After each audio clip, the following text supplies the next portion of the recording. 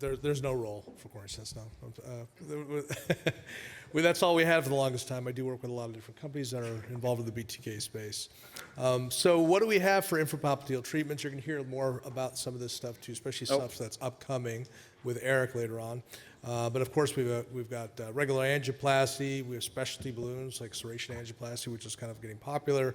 IVL, debulking atherectomy. Unfortunately, the outcomes with atherectomy in the BTK space is somewhat questionable, but we do have an RCT coming up with Arion that hopefully will answer some of the roles of laser in this space. Self-expanding stents. Unfortunately, we were in the Savala trial and that failed. TAC is off market. Microstent, we have no idea.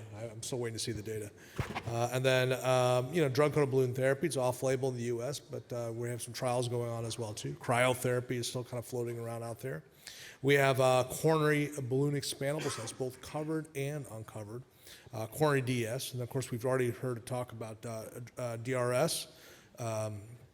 I'm one of the co-global PIs for the SPUR trial. So that's the bare retrievable stent technology has been approved, and we have the forthcoming drug trial. We have DVA, that's distal neoangiogenesis, and finally tibial distraction, which we're actually doing a lot more of, which is a podiatry procedure which allows for proximal neoangiogenesis. We got a lot of stuff, and then where does coronary DS or just coronary stents in general fall within this whole spectrum?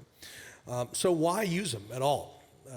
Pros, certainly ease of deployment, deliverable. You can see them, which I can't say the same thing about DRS. You have the radial force. And then cost, it's pretty commoditized, right? It's one of the cheapest options out there in terms of treatment. As in the U.S., we have stent prices down as low as $180. And it's significantly cheaper than on-label DRS, which can be upwards of $2,500 to $3,000. Limitations, though, we have treatment zone issues, obviously, because of the rigidity of balloon expandable stents. It tends to lend itself more towards osteoproximal lesions, though we've seen them in other parts of the body, and I've always been shocked, remarkably, how well they actually hold up in other areas. I've even seen coronary DS down at the tibio-talar joint, and somehow it still stayed open. It's off-label in the U.S. It is on-label in Europe and some other countries as well. Obviously, we have shorter lengths. It is a permanent implant, so leaving something behind does limit your options for future therapies. And what about bifurcations? Unless you're doing kind of a complicated bifurcation stenting strategy, which has not yet been studied, then you're potentially compromising side branches and other main branches as well too.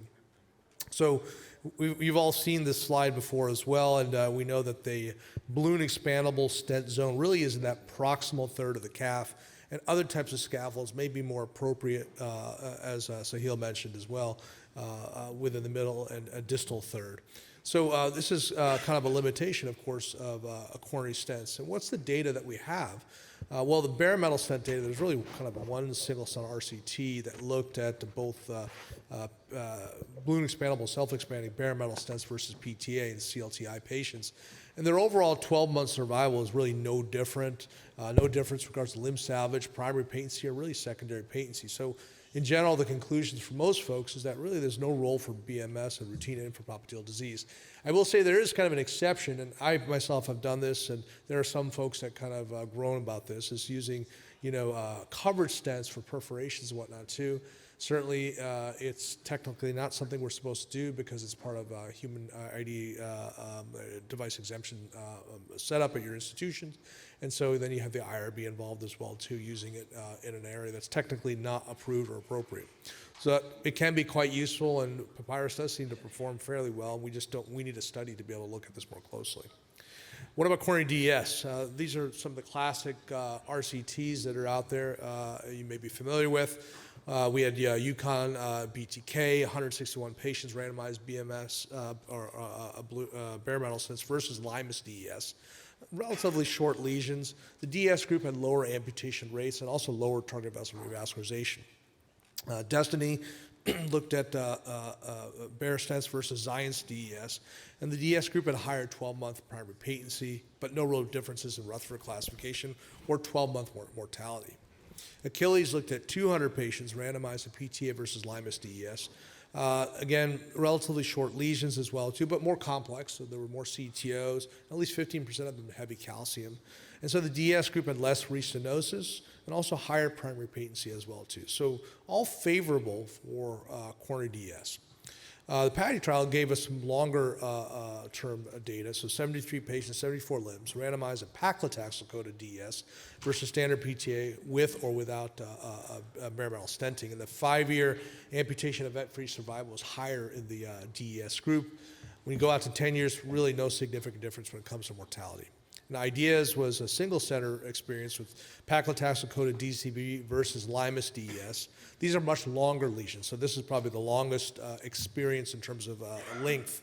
And then the DES group had lower post-procedure stenosis, so immediate on-table results were better. They also had lower binary restenosis as well too, but no real difference in target vessel revascularization. So the conclusion here is that DES, Limus, or paclitaxel, most of the experiences we have with Limus, is superior to PTA or DCB and reasonable for infrapopliteal disease within the kind of framework I mentioned as well. So this is a quick case from a few years ago for myself. Antegrade AT is a hallux lesion, R5, so big wound on the toe. AT is out. So this is not dissimilar to the case we're looking at. You can see this fairly extensive calcification as well too.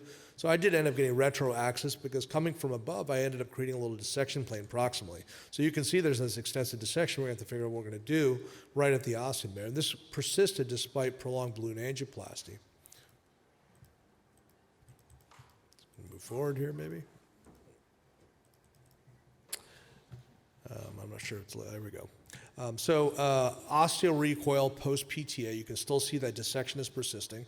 So this is a perfect chance or opportunity to use DES because you can land it right at the ostium. You know, you can use IVUS to size this appropriately, you end up with a nice result. There's a little dissection in the mid-vessel. And actually, this is back when we had tacks available on the market. I actually ended up placing about 4 little tacks here to address that dissection. And ultimately, the final runoff was so good. And we actually had duplex out to 12 months that show patency of the AT and the wound healed. So it is possible to do this relatively well. Now, in this case, we did have to use multiple technologies to accomplish this. So you could, in this case, in the modern era, done a coronary DS at the ostium and potentially done BRS in the middle to potentially save on cost. With some of the new payment strategies as well too, with BRS, DRS coming, it might be economically feasible to use multiple stents. So what else is out there? So what about bifurcated stents? So this is a Triton stent. If you guys remember that stent from years ago, it was taken off the market. This was a true bifurcated stent that utilized a bare metal stent that went into the side branch, and the idea was you put a DES through the main branch. This is a case that I did for the BTK space in 2017. And then this was, this actually stayed open for a bit, and then it shut back down again, and this is a repeat intervention in 2021. So this limb, actually, I was able to do this several more times for about 7 years post original intervention until she ultimately ended up having an amputation. So there is a dedicated system, and I'm the co-global PI for this as well, with, it's called the Biforex complete Limus-coated system. So essentially, both limbs will be covered with drug, and this is going to be explored in a first-in-human, also IDE trial to follow as well. So in summary, coronary DES does work for patients with CLTI. Bare metal stenting probably has no role except for maybe the exception of off-label cover stenting. There's obviously a lot of theoretical limitations regarding the balloon expandable zone of the leg, but there is a significant economic advantage where it's an order of magnitude higher to potentially use DRS relative to coronary DES. And then it can be useful when there is severe recoil and need for radial strength. As we know, the limitations of DRS is it requires a lot of vessel prep to get adequate expansion. So sometimes in those osteal zones, coronary DS may still have a role. Thank you.